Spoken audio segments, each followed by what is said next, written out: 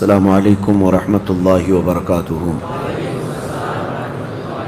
الحمد للہ وکفا وسلام علی حبیبہ المصطفیٰ، اما بعد فاعوذ باللہ من الشیطان الرجیم، بسم اللہ الرحمن الرحیم۔ اقترب للناس حسابهم وهم فی غفلة معرضون، صدق اللہ مولانا العظیم۔ یا ایہا الناس اتقوا ربکم ان زلزلۃ الساعۃ شیء عظیم، صدق اللہ مولانا العظیم۔ ان اللہ وملائکتہ یصلون علی النبی یا ایہا الذین آمنوا صلوا علیہ وسلموا تسلیما۔ اللہم صل علی سیدنا محمد معدن الجود والکرم وآلہ واصحابہ الکرام وابنہ الکریم وبارک وسلم صلاۃ دائمۃ سرمدا ابدا۔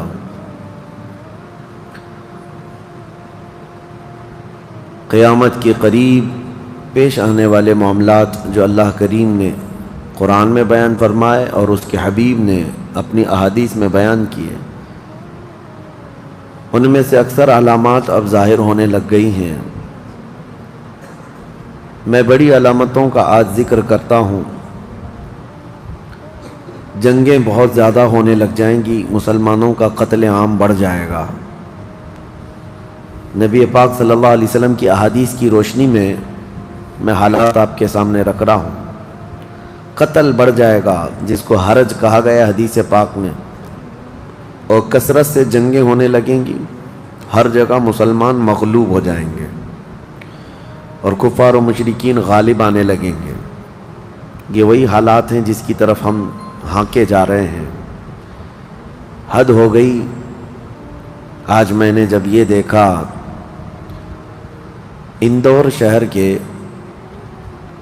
چھوٹے چھوٹے بچے اسکول کے تیسری یا چوتھی جماعت میں جانے والے 4 لڑکے مل کر کسی مندر کے پاس جاتے ہیں، اس میں ایک مسلمان لڑکا، باقی 3 ہندو ہیں۔ مسلمان لڑکے کو انہوں نے کپڑے کھول کر کے پیٹنا شروع کیا، مارنے لگے۔ چھوٹی سی عمر کے بچے ہیں، اور اس کے بعد اس سے کہنے لگے کہ ہمارے بھگوان کا نام لینا شروع کر دیں۔ یہ چیز جو عام طور پر ہو رہی ہے اب بچوں میں منتقل ہو گئی، یہ زہر۔ پھر اس کے بعد معاملات بڑھے، ان تینوں کو بھی اریسٹ کیا گیا، گرفتار کیا گیا۔ لیکن یہ زہر آ کیسے رہا ہے؟ چھوٹے بچوں کے دماغ میں۔ اسی طرح سے دلی کا ایک واقعہ،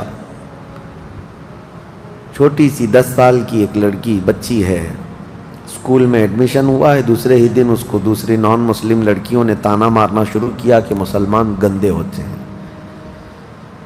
وہ بھولی بھالی بچی اپنی ماں سے آ کر کے پوچھنے لگی کہ کیا ایسا ہوتا ہے کہ مجھے مسلمان ہونے پر لوگ اس طرح سے گالیاں دے رہی ہیں اسکول میں؟ انہوں نے انتظامیہ سے شکایت کی، پھر معاملہ آگے بڑھا۔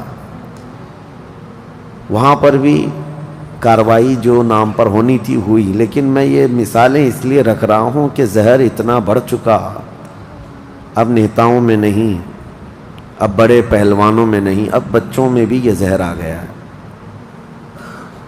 اور یہی حالات روزانہ آپ کو دیکھنے ہیں ابھی۔ اس کے لیے آپ اپنے ذہنی طور پر تیار ہو جاؤ۔ منافقت مت کرنا۔ قیامت کے قریب ہم آزمائش کے دور میں آ چکے ہیں۔ جب بچوں میں یہ زہر بھر دیا گیا ہے تو اب یہ بچے جب جوان ہوں گے تو یہ اور زیادہ زہریلے ہو جائیں گے۔ وہ چہرہ بھی ہمارا دیکھنا پسند نہیں کریں گے، کیونکہ ماحول ایسا بنایا جا رہا ہے۔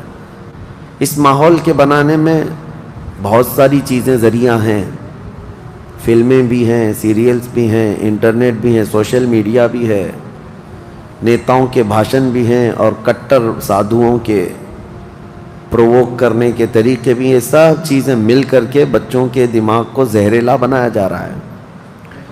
اب یہ صرف اور صرف ہمارے ملک کا مسئلہ نہیں، یہ پوری دنیا کا مسئلہ ہے۔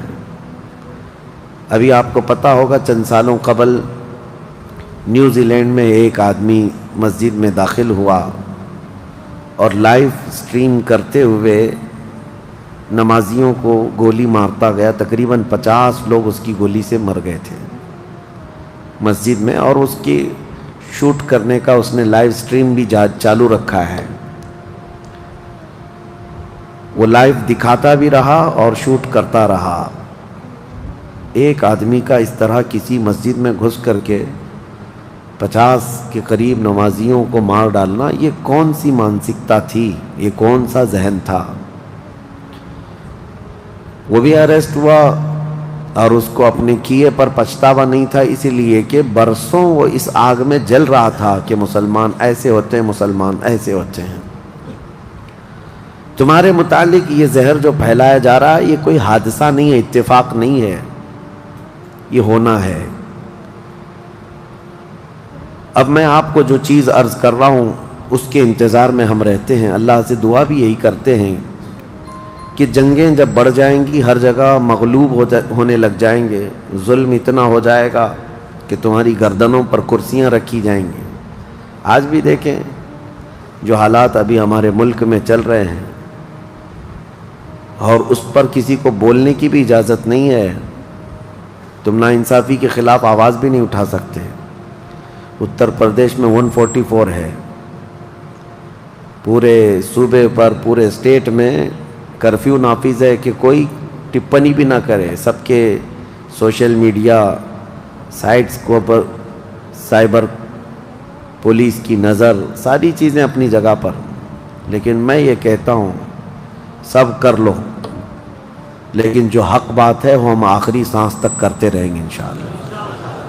گیدڑ کی 100 سالہ زندگی سے شیر کی ایک دن کی زندگی بہتر ہے. ڈر کے، چھپ کے، مصلحتوں کے چکر میں کب تک جینا ہے اس دنیا میں؟ موت تو آنی ہے نا ایک دن، موت تو آنی ہے. تو کیوں نہ ہم اپنی اس حقانیت کو بڑھ چڑھ کر اعلان کر کے مریں. جب جنگیں زیادہ ہو جائیں گی اور ہر جگہ سے ظلم بڑھتا جائے گا، یہاں تک کہ عرب میں بھی کوئی اسٹرانگ حکومت نہیں ہوگی. یہ حدیثوں کی روشنی میں اب میں آپ کو بتا رہا ہوں. وہ تو ابھی نظر آ رہی ہے کوئی اسٹرانگ حکومت نہیں، وہ کٹ پتلی ہے. کبھی اس کو امریکہ ہانکتا ہے، کبھی رشیا ہانکتا ہے، کبھی چائنا ہانکتا ہے. تو یہ عرب میں کوئی اسٹرانگ حکومت، مضبوط حکومت نہیں ہوگی. اور مسلمان جب زیادہ قتل ہونے لگیں گے تو سب اکثر ہجرت کر کے مدینے چلے جائیں گے. جو بچے ہوئے ہوں گے وہ مدینہ طیبہ کی طرف ہجرت کر جائیں گے. اور مدینہ طیبہ میں مسلمان رہ رہے ہوں گے، کیونکہ میرے آقا صلی اللہ علیہ وسلم کی حدیث ہے، ان الایمان لا یأذر الی المدینہ کما تأذر الحیۃ الی جحرہا. ایمان جو ہے مدینے سے نکلا ہے اور گھوم پھر کر کے پوری دنیا سے ایمان واپس مدینے میں ویسے ہی آ جائے گا جیسے سانپ اپنے سوراخ میں واپس آتا ہے. ایمان والے سب مدینے پہنچ جائیں گے. اب وہاں جانے کے بعد لوگوں میں یہ بات کثرت سے پھیل جائے گی کہ اب ان حالات کا مقابلہ کرنے کے لیے ہمیں کیا کرنا چاہیے. بہت مجبور ہو چکے، کوئی راستہ نظر نہیں آتا. تو اس وقت جو مدینے میں تھے علماء، صلحاء، سب بیٹھ کر کے مشورہ کرتے ہیں کہ ہم کو امام مہدی کو تلاش کرنا ہوگا. اور یہ وہ زمانہ ہوگا جب امام مہدی مدینے میں پیدا ہو چکے ہوں گے. یہ وہ زمانہ ہوگا جب امام مہدی مدینے میں ہوں گے. امام مہدی جن کی بشارت اللہ کے نبی صلی اللہ تعالیٰ علیہ وسلم نے اپنی حدیثوں میں عطا فرمایا، ان کا نام حضور کے نام پر ہوگا، ان کا نام محمد ہوگا، اور ان کے والد کا نام بھی حضور کے والد کے نام پر ہوگا. اور اللہ کریم کی طرف سے بھیجے جانے والے اس روئے زمین کے وہ آخری خلیفہ راشد ہوں گے. مدینہ طیبہ میں وہ ہوں گے لیکن وہ اپنے آپ کو چھپا کر کے رہ رہے ہوں گے. اب لوگ جب انہیں تلاش کرنے ہوں گے، اس دوران کئی جھوٹے مہدی بھی تیار ہوں گے، کیونکہ امام مہدی کا چیپٹر سب نے پڑھا ہے. جھوٹے مہدی دعویٰ کریں گے لیکن مار کھائیں گے، مریں گے، جیلوں میں جائیں گے. یہ جھوٹے مہدیوں کا یہی ہوتا رہے گا. امام مہدی اپنے آپ کو چھپا رہے ہوں گے کہ کہیں لوگ مجھے پکڑ کر حاکم نہ بنا لیں، امام نہ بنا لیں. اب لوگ جب تلاش زیادہ کر دیتے ہیں تو پھر امام مہدی کو کچھ لوگ مدینہ طیبہ میں پہچاننے لگتے ہیں. تو امام مہدی مدینہ چھوڑ کر مکہ آ جاتے ہیں، مکہ ہجرت کر کے آ جاتے ہیں۔ اپنے آپ کو چھپا کر کے رہ رہے تھے مکہ مکرمہ میں، یہی رمضان کا موقع، وہ خانہ کعبہ کا طواف کر رہے ہوں گے، حجر اسود کے قریب لوگ۔ اچھا یہ بھی میں بتا دوں، جتنے دنیا میں ابدال، اقطاب، اولیاء ہوں گے وہ سب ہجرت کر کے اس وقت مکہ میں پہنچے ہوں گے۔ مکہ میں سارے اولیاء ہوں گے اس وقت، اور طواف کے دوران سب لوگ پہچان لیں گے امام مہدی کو اور ان کو پکڑ لیں گے، اور ان کا ہاتھ پکڑ کر سارے لوگ کہیں گے اب ہم آپ کے ہاتھ پر بیعت کرتے ہیں، آپ امام برحق ہیں اور آپ ہمارے حاکم ہو جائیں۔ امام مہدی منع کر رہے ہوتے ہیں، اسی وقت آسمان سے ایک آواز آتی ہے، اس آواز میں خاص یہ کہا جاتا ہے ھذا خلیفۃ اللہ المہدی، یہ اللہ کا خلیفہ مہدی ہے۔ اس آواز کو سن کر سب ٹوٹ پڑتے ہیں، امام مہدی سب کو بیعت کرتے ہیں، پھر واپس یہی قافلہ لے کر مدینے پہنچتے ہیں روضہ رسول پر۔ میرے آقا صلی اللہ تعالیٰ علیہ وسلم کی بارگاہ میں جب پہنچتے ہیں تو اہل مدینہ بھی ان کے ہاتھ پر بیعت کرتے ہیں، اور ایک پوری فوج تیار ہوتی ہے۔ یہ انقلاب کا دور ہے، جتنی جنگیں ان کتوں نے کی تھیں، جتنا ظلم رچایا تھا پوری دنیا میں، اب ریورس ہونے کا ٹائم آ جاتا ہے۔ حضرت امام مہدی اس فوج کو لے کر ملک شام کی طرف جاتے ہیں۔ حالات ملک شام کے ایسے ہو چکے ہوں گے کہ ملک شام میں عیسائیوں کی حکومت قائم ہو چکی ہوگی، ابھی تو نہیں ہے، یا انڈائریکٹ ان سے کسی کا تعلق ہے تو یہ ہمیں پتہ نہیں، لیکن حدیث میں یہ ہے کہ عیسائیوں کی حکومت ملک شام میں قائم ہوگی، اور یہودی فتنہ مچا رہے ہوں گے ہر جگہ۔ قتل عام جو مسلمانوں کا سب سے زیادہ کرنے کی کوشش ہے وہ یہودیوں کی طرف سے ہے۔ امام مہدی مکہ مکرمہ سے نکل کر ملک شام کی طرف جائیں گے، اور مسلمانوں کی جو قلت تھی، جو چھوٹی سی جماعت تھی، یہ جب نکل کر کے وہاں آئے گی ملک شام، بہت بڑی جنگ ہوگی جس کو ملحمۃ الکبریٰ کہا گیا ہے۔ امام مہدی کی قیادت میں یہ جنگ ہوگی، سارے کفار، عیسائی، یہودی سب مقابل میں آ جائیں گے۔ ان کی تعداد جو حدیث میں بتائی گئی ہے وہ 80 جھنڈوں کے نیچے آئیں گے، اور ہر جھنڈے کے نیچے 12,000 لوگ ہوں گے۔ اور یہ مسلمانوں کی نہیں ہے، یہ کفار و مشرکین کی، تقریباً یہ 9,60,000 کی تعداد بنتی ہے کفار و مشرکین کی، 9,60,000۔ مسلمانوں کی تعداد کتنی ہوگی یہ تو نہیں پتہ۔ اس کے بعد جنگ جب شروع ہوتی ہے، پہلے دن مسلمانوں کا 1/3 حصہ میدان چھوڑ کر بھاگ جاتا ہے، جو کمزور دل تھے وہ چلے جائیں گے، اور ان کے متعلق کہا گیا ہے کہ یہ ایسے لوگ ہوں گے جن کی توبہ کبھی نہ قبول ہوگی، اور روئے زمین کے سب سے بدترین لوگ ہوں گے، وہ سب سے بدترین لوگ ہوں گے جو میدان چھوڑ کر بھاگ چکے ہوں گے۔ 1/3 دوسرے دن 1/3 شہید ہو جائیں گے، قتل ہو جائیں گے۔ تیسرے دن اللہ تعالیٰ اس مومنین کی قلیل جماعت کو فتح مبین عطا فرمائے گا، اور اس کے بعد ملک شام کے سارے انتظامات امام مہدی کے ہاتھ میں ہوں گے۔ دمشق جب وہ آئیں گے، دمشق کی جامع مسجد سے امام مہدی اپنے انتظامات و انصرامات کو سنبھالیں گے، پھر وہاں سے امام مہدی اسی فوج کو لے کر قسطنطنیہ جو موجودہ استنبول ہے اس کو فتح کرنے کے لیے نکلیں گے۔ اس وقت وہ بھی عیسائیوں کے ہاتھ میں ہوگا۔ اب جب امام مہدی یہاں آئیں گے، صرف ایک ہی دن میں قسطنطنیہ یعنی استنبول فتح ہوگا، اور اس کی بھی کیفیت بتائی گئی ہے، مسلمانوں کے صرف نعرے تکبیر سے فتح ہوگا، صرف اس لیے کہ ایسی ہیبت طاری ہوگی ان کفار و مشرکین کے دلوں میں، پورا شہر فتح ہوگا۔ امام مہدی یہ شہر فتح کر کے واپس ملک شام آئیں گے، دمشق میں آئیں گے۔ اب یہ وہ وقت ہوگا جب امام مہدی مسجد سے انتظامات و انصرامات سنبھال رہے ہیں، اور کثیر جنگیں اس وقت بھی ہوں گی، لیکن ہر جنگ میں اللہ تعالیٰ امام مہدی کو فتح عطا فرمائے گا، ہر جنگ میں۔ اور یہودی دسیسہ کاری کر رہے ہوں گے، امام مہدی کو ختم کرنے، قتل کرنے کی بہت کوششیں کر رہے ہوں گے، پھر امام مہدی ان یہودیوں سے لڑتے رہیں گے۔ اس وقت اللہ کی بارگاہ میں امام مہدی بھی دعا کرتے ہیں کہ مولا ان ظالموں سے ہمیں نجات عطا فرما۔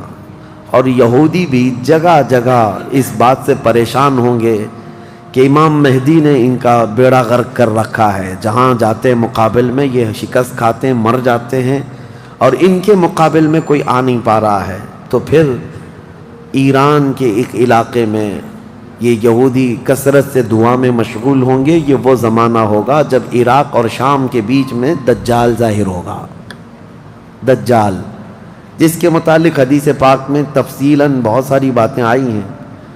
دجال آئے گا، وہ ایک آنکھ سے کانا ہوگا، آنکھیں دونوں ہوں گی، ایک آنکھ اس کی نظر آئے گی، اور اس کی آنکھ کے کنارے کافر لکھا ہوا ہوگا، جس کو مسلمان دیکھ کر پہچان لیں گے، اور وہ بڑا بھاری بھرکم طاقتور ہوگا، اور اللہ تعالیٰ اس کو بہت سارے خارق عادات چیزیں عطا کرے گا۔ وہ ظاہر ہوگا اور سب سے پہلے یہودیوں میں آ کر کے ہی بیعت لے لے گا، یعنی اپنے آپ کو پہلے رسول بنائے گا، اور پھر سارے یہودی، حدیث پاک میں تو ہے کہ اصفہان، ایران کے 50,000 یہودی اس کی فوج میں شامل ہوں گے، ہاں، جس کو یہ مسیحا کہتے ہیں، اور اس کے انتظار میں بلیاں چڑھا رہے ہیں۔ یہ ظاہر ہوگا عراق اور شام کے بیچ میں ہے، اور پھر یہ سب یہودی دجال کی فوج میں شامل ہوں گے۔ دجال ایسے نکلے گا روئے زمین پر، حدیث پاک میں یہ سب ملتا ہے کہ وہ آسمان سے گاہے گا تو آسمان سے بارش برس جائے گی، زمین سے سبزہ نکلنے لگے گا، کسی کو مار کے دوبارہ زندہ کر کے دکھائے گا، یہ سب چیزیں وہ کر کے دکھائے گا، یہاں تک کہ چلتے چلتے زمین سے کہے گا تیرے اندر جتنے خزانے ہیں نکال، زمین پورے خزانے باہر کرے گی، اور جب وہ آگے چلتا رہے گا تو یہ خزانے شہد کی مکھیوں کی طرح اس کے پیچھے جھنڈ کی طرح چلتے ہوں گے خزانے، اور دنیا کے لالچی لوگوں کو ایک سکہ ہی چاہیے بس، جس کے پاس مال ہے اس کے پیچھے غلامی ہے۔ بہت بڑا فتنہ ہوگا، بہت بڑی آزمائش ہوگی، لیکن جو ایمان والے ہیں حدیث میں ہے اس دن بھی وہ نہیں بہکیں گے، اس دن بھی وہ نہیں بہکیں گے، وہ غضب کا ایمان ہوگا ان لوگوں کا۔ حضور صلی اللہ تعالیٰ علیہ وسلم نے فرمایا دجال کے فتنے سے مقابلہ کرنے والے جو مومن ہوں گے نا، اس کا فتنہ دیکھ کر کے بھی ایمان پر قائم ہوں گے، ان کے لیے حضور نے فرمایا وہ بغیر حساب کے ہی جنت میں جائیں گے، ان کا حساب نہیں ہوگا، وہ بنا حساب کے جنت میں جائیں گے۔ تو دجال روئے زمین پر گھوم رہا ہوگا اور فتنہ مچا چکا ہوگا، اور پہلے تو رسول کہتا رہا، اس کے بعد پھر خدائی کا دعویٰ کرے گا کہ میں خدا ہوں۔ اس کی خدائی کو ماننے والے وہ یہودی بھی ہوں گے، عیسائی بھی ہوں گے، بہت سارے مسلمانوں میں بھی گمراہ ہو چکے ہوں گے، جن کا پہلے سے ایمان مضبوط نہیں تھا وہ اس کے پیچھے چل پڑیں گے، وہ ہزاروں کی تعداد میں لوگوں کو کافر بنا چکا ہوگا۔ میرے عزیزو، دجال تو بہت بڑی بڑی چیزیں دکھا رہا ہے، آسمان سے بارش برسا کر کے، زمین سے سبزہ اگا کر کے، اور اس وقت کئی لوگ گمراہ ہو جاتے ہیں۔ یہاں تو چھوٹی موٹے باباؤں کے پیچھے ہی گمراہ ہوتے ہیں، آج تو چٹھی نکال کر دکھا رہا ہے بابا، تو بھیڑ لگ چکی ہے کہ تم کیا کھائے ہو، کیا پیے ہو، کیا سوچ رہے ہو، چٹھی میں نکال کر کے دکھاؤں گا۔ چٹھی والے بابا کے پیچھے ہی ہزاروں چلے جاتے ہیں، تو دجال والے بابا کے پیچھے کتنے جائیں گے؟ لیکن حدیث پاک کی روشنی میں مفسرین نے، محدثین نے فرمایا کون لوگ اس دن محفوظ رہیں گے، کون لوگ اس دن محفوظ رہیں گے؟ دجال کی شکل جیسی بھی ہو، لیکن وہ جو چیزیں خارق عادات دکھا رہا ہوگا لوگ اچنبے سے دیکھ رہے ہوں گے۔ اچھا ایک بات اور بھی بتا دوں، آپ گھر میں بیٹھے ہوں، کوئی مسجد میں ہوں گے، شور آئے گا کہ وہاں پر خدا اتر پڑا ہے، نعوذ باللہ من ذالک، اور عجیب و غریب چیزیں دکھا رہا ہے، آسمان کو کہہ رہا ہے تو آسمان بارش برسا رہا ہے، زمین کو کہہ رہا ہے تو زمین خزانے نکال رہی ہے۔ کچھ لوگ جو گھر میں بیٹھے ہوں گے، توجہ، یہ بہت اہم بات کہہ رہا ہوں، کہیں محفل میں ہوں گے، مسجد میں ہوں گے، جب یہ شور آئے گا تو کچھ کہیں گے کہ چلو ہم بھی جا کر دیکھ کے آتے ہیں، تو کچھ لوگ یہ کہہ کر کے اٹھیں گے اور جا کر کافر ہو جائیں گے، اور کچھ لوگ وہ ہوں گے جو جیسے سنیں گے اپنے آپ کو گھر میں ایسے مضبوط بند کر لیں گے کہ ان کو ہوا آنے کی بھی خواہش نہ رہے، اس طرح اپنے آپ کو محفوظ کر لیں گے۔ اور بزرگوں نے لکھا ہے کہ اس وقت اس کے فتنے عروج پر ہوں گے، لوگوں میں صرف اور صرف چرچا یہی ہوگا۔ اسی لیے میں اکثر یہ میڈیا کو دجالی میڈیا کہتا ہوں، اس کی وجہ یہی ہے کہ دجال کے آدھے سے زیادہ کام یہ میڈیا والے کرتے ہیں، سب جگہ پھیلائیں گے افواہیں، بہت جھوٹ کو سچ کر کے دکھاتے رہے، سچ کو جھوٹ کر کے دکھاتے رہے، یہ میڈیا یہی سب کام کرتی رہے گی۔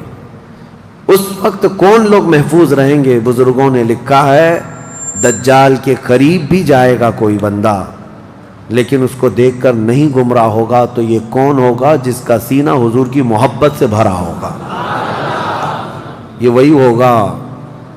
وہی ہوگا جس کے لیے اعلیٰ حضرت نے فرمایا نا، تیرے قدموں میں جو ہیں غیر کا منہ کیا دیکھیں، حضور کے قدموں میں جو پڑے ہیں وہ غیر کا منہ کیا دیکھیں، کون نظروں میں جچے دیکھ کے تلوا تیرا۔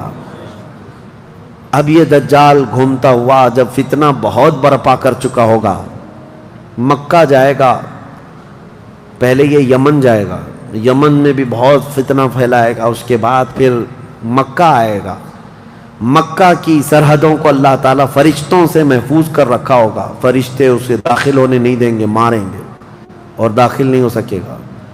پھر مدینہ جائے گا، مدینہ طیبہ اپنی پوری فوج لے کر کے داخل ہونے کی، 2 شہروں کے علاوہ پوری دنیا کے ہر شہر گھومے گا، ہر شہر گھوم چکا ہوگا 2 شہروں کے علاوہ، مکہ مکرمہ، مدینہ طیبہ۔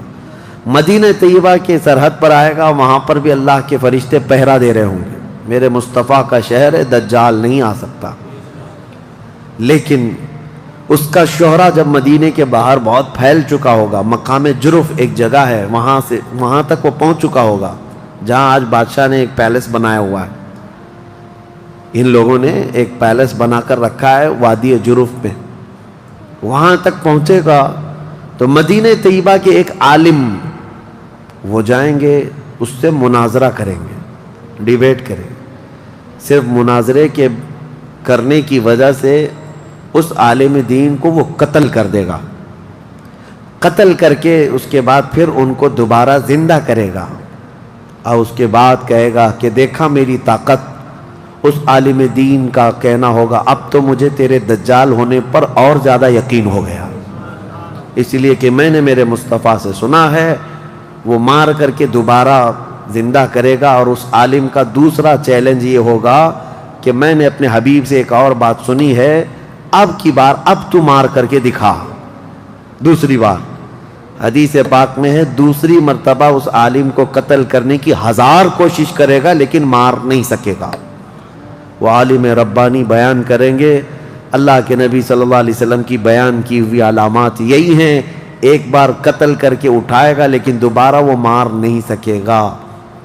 یہ فتنہ پھیلا ہوگا دجال کا، اور یہ گھومتے پھرتے ملک شام پہنچے گا جہاں امام مہدی ہوں گے۔ امام مہدی یہودیوں سے جنگ کرتے کرتے اور دجال کے فتنوں سے فیس کرتے کرتے وہاں پر ہوں گے، ملک شام میں، دمشق میں، دعا کر رہے ہوں گے اللہ ان کے فتنوں سے بچا۔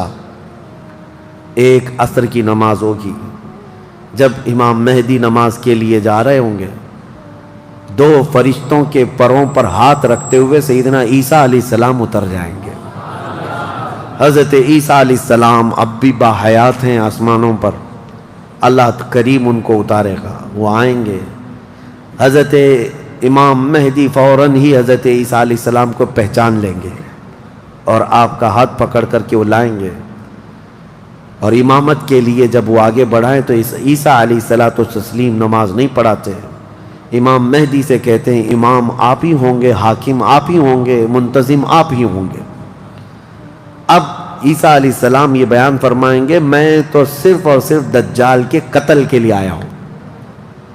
اس کے بعد امام مہدی نماز سے فارغ ہو کر اللہ کا شکر بجا لائیں گے، پھر یہ عیسیٰ علیہ السلام کی معیت میں جیسی باہر نکلیں گے، حدیث پاک میں ہے عیسیٰ علیہ السلام کی سانس یا ان کی خوشبو جہاں تک جائے گی دجال اتنا تیز پگھلتا چلا جائے گا، قریب نہیں آ پائے گا۔ اب وہ ادھر ادھر بھاگا بھاگا پھر رہا ہوگا عیسیٰ علیہ السلام کے خوف سے۔ عیسیٰ علیہ السلام جس وقت آئیں گے وہ سنہرا دور حدیث پاک میں ہے، اب عیسیٰ علیہ السلام صلیب کو توڑ دیں گے کہ یہ عقیدہ ختم کرو، خنزیر کو ماریں گے، جزیہ ختم کریں گے، اور اس کے بعد عیسیٰ علیہ السلام اس ملعون دجال کو بھگاتے بھگاتے مقام لد پر لے جائیں گے جو آج اسرائیل میں ہے، وہاں تک لے کر جائیں گے مقام لد پر۔ عیسیٰ علیہ السلام اس کو اپنے تیر سے ماریں گے، ختم ہو چکا ہوگا۔ دجال کے جتنے ہمراہی تھے ان کو بھی عیسیٰ علیہ السلام ختم کر دیں گے۔ اب جب واپس عیسیٰ علیہ السلام دمشق پہنچیں گے ملک شام، تو حدیث پاک میں پوری روئے زمین پر ایک بھی کافر نہیں ہوگا، جو ہوگا وہ مسلمان ہوگا۔ یہ وہ وقت ہے جس کا وعدہ اللہ نے قرآن میں فرمایا، هو الذی ارسل رسولہ بالہدی ودین الحق لیظہرہ علی الدین کلہ۔ وہی اللہ ہے جس نے اپنے رسول کو ہدایت کے ساتھ بھیجا ہے تاکہ اپنے دین کو ساری دنیا پر غالب کرے۔ اب تک یہ دین پوری دنیا پر نہیں غالب آیا، لیکن وہ دن ہوگا جب عیسیٰ علیہ السلام تشریف لائیں گے روئے زمین پر۔ اسی لیے میں کہتا ہوں وہ دن آئے گا جب ہر گھر سے آواز آئے گی لبیک یا رسول اللہ۔ وہ دن آئے گا، وہ وقت آئے گا۔ صبر کے بعد، ہر اندھیرے کے بعد صبح ہونا ہے، رات کے بعد اجالا آنا ہے۔ ہاں آج جو حالات ہیں انشاءاللہ العزیز کچھ دیر کی خاموشی ہے، پھر شور آئے گا۔ آج کتوں کا وقت ہے، کل ہمارا دور آئے گا انشاءاللہ العزیز۔ میرے عزیزو، سیدنا عیسیٰ علیہ السلام جب اسے قتل کر چکے ہوں گے اور پھر روئے زمین پر صرف پرچم اسلام لہرا رہا ہوگا، امام مہدی کی عمر 49 سال یا 50 سال کے آس پاس ہوگی، وہ بیت المقدس میں انتقال کر چکے ہوں گے۔ آپ کی جنازہ کی نماز عیسیٰ علیہ السلام پڑھائیں گے، وہیں دفن ہوں گے۔ پھر عیسیٰ علیہ السلام مومنین کو لے کر مدینہ طیبہ کا رخ کریں گے۔ جب نبی پاک صلی اللہ علیہ وسلم کے روضے کے پاس عیسیٰ علیہ السلام آئیں گے، عیسیٰ علیہ السلام نکاح بھی فرمائیں گے، آپ کی اولاد بھی ہوں گی، لیکن مدینہ طیبہ میں آپ کا انتقال ہوگا اور میرے آقا کے حجرے میں دفن ہوں گے۔ حضور صلی اللہ علیہ وسلم کا حجرہ روضہ مبارکہ، اس میں ایک جگہ عیسیٰ علیہ السلام کی باقی ہے، سیدنا عیسیٰ علیہ السلام وہاں دفن ہوں گے۔ لیکن ایک بات میں آپ کو بتا دوں، عیسیٰ علیہ السلام اس وقت بھی نبی ہی رہیں گے، ان کا جو منصب نبوت ہے وہ ہے، لیکن شریعت ان کی نہیں چلے گی، میرے مصطفیٰ کی ہوگی۔ شریعت صرف میرے مصطفیٰ کی ہوگی، اس لیے کہ جس دن میرے آقا پیدا ہوئے اس دن سے لے کر قیامت تک صرف ایک ہی سکہ چلنا ہے، آئی نئی حکومت سکہ نیا چلے گا، عالم میں رنگ بدلا صبح شب ولادت۔ عیسیٰ علیہ السلام کے انتقال کے بعد اب کیا ہوگا؟ اب کیا ہوگا؟ آپ دفن ہو چکے ہوں گے، قیامت قریب آ چکی ہوگی۔ اب اس کے بعد معاملہ یہ ہوگا کہ اللہ تبارک و تعالی قوم یاجوج ماجوج کو پیدا کرے گا۔ ہاں اس میں بیچ میں ایک روایت یہ بھی ہے کہ عیسیٰ علیہ السلام کو اللہ تبارک و تعالی حکم فرمائے گا کہ میں ایک ایسی قوم بھیج رہا ہوں جو دنیا میں فساد مچائے گی، جو مومنین ہیں ان کو لے کر کوہ طور پر چلے جائیں۔ عیسیٰ علیہ السلام کوہ طور کی طرف مومنین کو لے کر جائیں گے، لیکن اس وقت زمین پر یاجوج ماجوج ایک قوم ہے، یہ دو لوگ نہیں ہیں۔ بہت سارے لوگوں کے ذہن میں ایسی بات آتی یاجوج ماجوج دو آدمی ہوں گے، دو آدمی نہیں ہے، بہت بڑی فوج ہے، بہت بڑی فوج ہے، اور یہ ابھی موجود ہے۔ یافس بن نوح کی اولاد میں سے یہ ایک جزیرے میں قید ہے، وہ واللہ عالم، لیکن قرآن میں 16ویں پارے میں اس کا ذکر ہے کہ حضرت سکندر ذوالقرنین نے ایک لوہے کی پگھلا کر کے پہاڑوں کے بیچ دیوار بنا کر ان کو قید کر رکھا، یہ قوم آ نہیں سکتی۔ لیکن قیامت کے قریب وہ سد سکندری جو باندھی ہوئی دیوار ہے وہ ٹوٹ کر گر جائے گی، یاجوج ماجوج پورے باہر نکل آئیں گے، اور جیسے آئیں گے وہ جس ندی کے کنارے سے گزریں گے پورا پانی پی جائیں گے، وہ جو درخت ملے جو کچھ بھی ہو سب کھا جائیں گے، کچھ بھی نہیں، یہاں تک کہ یہ وہ زمانہ ہوگا حضرت عیسیٰ علیہ السلام ابھی موجود ہوں گے، ان کے انتقال سے پہلے ہی یہ یاجوج ماجوج آئے، ایک بیل کا سر جو ہے 100 دینار میں مل رہا ہوگا، 100 سونے کے سکے، اور اس کو بھی لوگ غنیمت سمجھیں گے، اتنی مہنگائی کوئی چیز ہی نہیں مل رہی ہوگی، سب یہ کھا کر چٹ کر چکے ہوں گے۔ پھر عیسیٰ علیہ السلام کی دعا سے ہی اللہ کے نبی عیسیٰ علیہ السلام یہ عرض کریں گے مولا اس ظالم یاجوج ماجوج سے ہمیں نجات عطا کر۔ اللہ تبارک و تعالیٰ ایک بیماری ان کی گردن میں پیدا کرے گا، وائرس آئے گا ان کو بھی، یاجوج ماجوج کو، اب اللہ عالم اس وقت کا کون سا کورونا ہوگا کون سا آئے گا، لیکن اس وائرس سے ایک ہی دن میں وہ پوری فوج مر جائے گی، اور مرنے کی وجہ سے پوری روئے زمین پر اتنی بدبو پھیل جائے گی، تعفن، اٹھانے والا کوئی نہیں ہے ان کی لاشیں۔ تو پھر یہ بھی ملتا ہے روایت میں کہ اللہ تعالیٰ لمبی بڑی گردنوں والے پرندے بھیجے گا، وہ پرندے ان کی لاشیں اٹھا اٹھا کر کے جنگلوں کی طرف چلے جائیں گے، پھر اللہ تعالیٰ بارش برسائے گا، اتنی تیز بارش برسے گی کہ پوری زمین پاک ہو چکی ہوگی، یاجوج ماجوج کا فتنہ ختم ہوگا، عیسیٰ علیہ السلام کا انتقال ہوگا، پھر اچانک ایک جانور باہر آئے گا جس کو دابۃ الارض کہا گیا ہے، یہ آئے گا، یہ آ کر کے اپنے ایک ہاتھ میں موسیٰ علیہ السلام کا عصا اور ایک ہاتھ میں سلیمان علیہ السلام کی انگوٹھی، یہ دونوں لے کر کے زمین پر گھومتا رہے گا، جو مومن ہوگا اس کی پیشانی پر سلیمان علیہ السلام کی انگوٹھی سے نشان لگا دے گا، جو کافر ہوگا موسیٰ علیہ السلام کے عصا سے اس پر لکیر کھینچ دے گا، جس کے لیے وہ نشانی لگا دیا وہ اسی حالت میں مرے گا، اور اس کے بعد پھر حدیث پاک میں ہے دابۃ الارض چلا جائے گا، پھر ہوگا یہ کہ ایک دن لوگ تھک کر کے سوئے ہوں گے، دھواں دھواں نظر آتا رہے گا، ہر جگہ دھواں دھواں، لوگ پریشان ہوں گے، اور اس کے بعد سوئیں گے تو رات اتنی لمبی ہوگی کہ لوگ اکتا جائیں گے، سو کر اٹھیں گے پھر سوئیں گے، سو کر اٹھیں گے پھر سوئیں گے، بچے جو ہے چیخ مارتے رہیں گے، اور پھر جانور اپنی کھیتیوں کی طرف بھاگنے کے لیے بے قرار ہوں گے، لیکن رات لمبی ہوگی، 3 راتوں کے برابر ایک رات ہوگی، 3 بڑی راتوں کے برابر ایک رات کٹتی نہیں ہوگی، لوگ تھک چکے ہوں گے سو کر کے، اس کے بعد پھر اچانک چھوٹی چھوٹی روشنی آئے گی سورج کی، لوگ چیخ مارتے ہوئے خوشیوں سے باہر آ جائیں گے کہ اجالا آ گیا، پہلے تو لوگوں کو یہ لگ رہا تھا کہ اب اندھیرا ہے، اب سورج آئے گا ہی نہیں، لیکن جیسی روشنی آنے لگے گی سب بھاگ کر کے باہر آئیں گے، لیکن دیکھیں گے اس وقت تو سورج جو ہے پچھم کی طرف سے نکل رہا ہوگا، ابھی سورج کہاں سے نکلتا ہے؟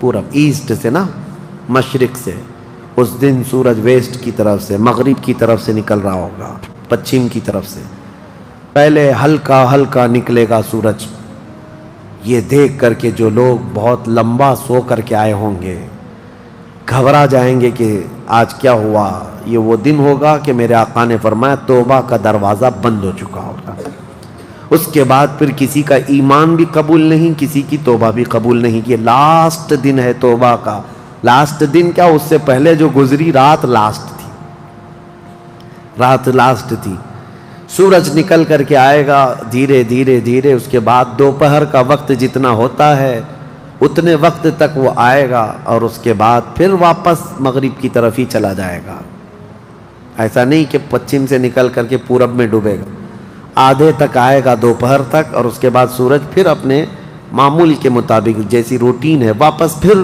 پچھم کی طرف چلا جائے گا، ڈوب جائے گا، یا آخری دن ہے، اب کسی کا ایمان کام نہ کرے گا، اب کسی کی توبہ کام نہ کرے گی، اب معاملات کیا ہوں گے، دھیرے دھیرے مومنین کا انتقال شروع ہوگا، تو نئے مومن نہیں ہوں گے، مومن انتقال کرتے جائیں گے، حکومتیں پھر سے ختم ہو جائیں گی، ایک روایت یہ بھی ملتی ہے جہجہ نام سے ایک اور بزرگ جو حکومت کریں گے چند سال، لیکن اس کے بعد پھر عادل حکمران نہیں آئیں گے، ختم ہوتے چلے جائیں گے۔ اب مسلمانوں کی تعداد جب گھٹنے لگے گی تو پھر بے حیائی بہت بڑھ جائے گی، اتنی کہ کھلے عام زمین پر سب کچھ ہونے لگے گا، ننگا پن جانوروں کی طرح لوگ زنا کرتے رہیں گے، سڑکوں پر، روڈوں پر، راستوں پر سب کھلے عام گناہ ہو رہے ہوں گے، بے حیائی بڑھ چکی ہوگی، یہاں تک کہ حبشیوں میں سے، کالے لوگوں میں سے ایک جماعت جائے گی خانہ کعبہ کو بھی گرا دے گی۔ یہ وہ زمانہ ہوگا جب مومنین ختم ہو چکے ہوں گے۔ اب اس کے بعد ایک ٹھنڈی ہوا چلے گی، نرم، اس کے متعلق فرمایا گیا ہے بہت نرم ہوا، میٹھی ہوا چلے گی، اور پوری دنیا میں چلے گی۔ جو مومن ہوگا وہ ہوا ان کے بغلوں سے گزرے گی تو وہ اسی وقت انتقال کر جائیں گے۔ ایمان والے ختم ہو چکے ہوں گے۔ اب میرے آقا صلی اللہ علیہ وسلم فرماتے ہیں روئے زمین پر اللہ اللہ کہنے والا کوئی بھی باقی نہیں رہے گا۔ یہ اینڈ لاسٹ مومنٹ پر میں آ رہا ہوں، ختم ہونے کے قریب ہے، سب مومنین انتقال کر چکے ہوں گے اس ہوا کے بعد۔ اس کے بعد چند سال زندگی گزرتی رہے گی نارمل، لوگ اپنے اپنے کاموں میں مصروف ہوں گے، پھر اچانک ایک دن حضرت اسرافیل علیہ السلام سور پھونکیں گے۔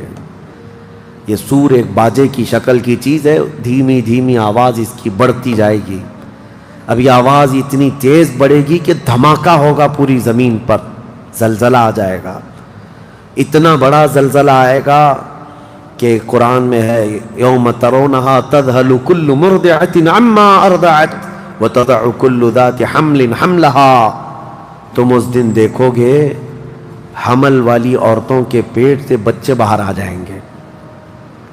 ہر آدمی جو دودھ پلانے والی ماں جو ہے بچے کو لے کر بیٹھی ہوگی، اس آواز پر وہ بچے کو اٹھا کر پھینک دے گی۔ کوئی ماں اپنے بچے کو پھینکے گی؟ لیکن وہ دن ہوگا جب ماں اپنے بچے کو پھینک دے گی، حاملہ عورت اس کا پیٹ نکل کر کے بچہ باہر آ چکا ہوگا، لوگ جو کام کر رہے ہوں گے وہیں پر سب اپنے کام چھوڑ چکے ہوں گے، اور اس کے بعد پھر اسی سور کی آواز کے بڑھتے بڑھتے جب زمین میں زلزلے آئیں گے سب ختم ہو چکے ہوں گے، سب کی موت ہوگی۔ پھر اللہ فرماتا ہے وَتَكُونُ الْجِبَالُ كَالْعِهْنِ الْمَنْفُوشِ، پہاڑوں کو دھنی ہوئی روئی کی طرح اڑایا جائے گا۔ اِذَا الشَّمْسُ كُوِّرَتْ وَإِذَا النُّجُومُ انْكَدَرَتْ وَإِذَا الْجِبَالُ سُيِّرَتْ، جب تم دیکھو کہ سورج کو کالا کر دیا جائے گا، تارے آپس میں ٹکرا دیے جائیں گے، پھاڑ دیے جائیں گے، اور سمندروں میں آگ لگا دی جائے گی، یہ سب پوری دنیا تہس نہس ہو چکی ہوگی، ختم، یہ قیامت ہے۔ اس کے بعد پھر سارے جب فنا ہو چکے ہوں گے، اللہ تعالیٰ اسرافیل علیہ السلام کو بھی موت عطا کرے گا، اور روح نکالنے والے فرشتے عزرائیل علیہ السلام کو بھی موت عطا کرے گا۔ اب کون باقی رہے گا؟ کل من علیہا فان ویبقى وجہ ربک ذو الجلال والاکرام، ہر شے فنا ہو چکی ہوگی، باقی رہنے والی ذات صرف تمہارے رب کی ہوگی۔ اس کے بعد مولا کریم کو جب منظور ہوگا اسرافیل علیہ السلام کو اٹھائے گا، اور پھر سور پھونکنے کا حکم ہوگا، دوبارہ سور پھونکا جائے گا۔ اب وہ جو منظر ہے وہ ایک الگ دنیا ہے، وہ ایک الگ دنیا ہے، عالم آخرت ہے۔ جب سور پھونکا جائے گا تو آدم علیہ السلام سے لے کر قیامت تک جتنے انسان جنات آئے تھے سب کو اٹھایا جائے گا۔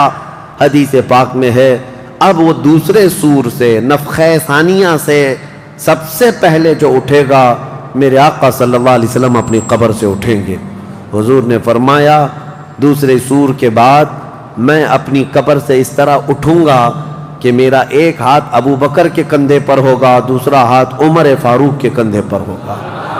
اس شان سے میرے آقا صلی اللہ تعالیٰ علیہ وسلم میدان قیامت میں آئیں گے، اور اس کے بعد کے جو مناظر ہیں ہر آدمی کو کھڑا کر دیا جائے گا، ہر انسان کو میدان میں کھڑا کر دیا جائے گا، اور تمہیں چاہے تم کو مٹی کھا چکی ہو، تم کسی کی غذا بن چکے ہو، تم کو جلا دیا گیا ہو، تم کو پانی میں غرق کر دیا گیا ہو، کسی بھی حالت میں ہو، اور رب قدیر فرماتا ہے جب ہم نے تم کو نطفے سے پیدا کیا پورا انسان، تو تمہارے جلا کر خاک ہو جانے کے بعد تمہاری راکھ سے بھی وہ تم کو دوبارہ زندہ اٹھائے گا.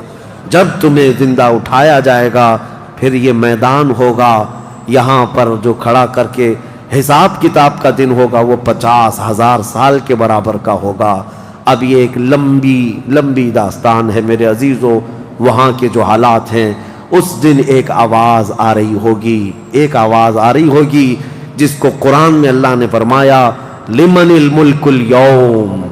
اللہ فرمائے گا آج کی بادشاہت کس کی ہے, آج کی بادشاہت کس کی ہے. پھر مولا خود فرماتا للہ الواحد القہار, ایک قہر کرنے والے خدا کی آج حکومت ہے. جو اکڑتے تھے, جو گھمنڈ کرتے تھے, سب کو کھڑا کیا جا چکا ہوگا. اور فرشتے پکار رہے ہوں گے این الجبارون این المتکبرون, کہاں ہیں غرور میں چلنے والے, کہاں ہیں اکڑ میں رہنے والے, سب جمع ہو جاؤ. سب کے گناہ ان کی پیشانیوں سے ظاہر ہو رہے ہوں گے. کسی کو داغ کر کے فرشتے نشان بنا رہے ہوں گے کہ یہ چور ہے, یہ زانی ہے, یہ شرابی ہے, یہ حرام خوری کرتا رہا. سب کی الگ نشانیاں وہ بنائی جا رہی ہوں گی. اس بھرے محشر کے میدان میں ہمارے لیے کون ہے میرے عزیزو؟ ہم اسی رب ذوالجلال کو منانے کے لیے آج آئے ہیں.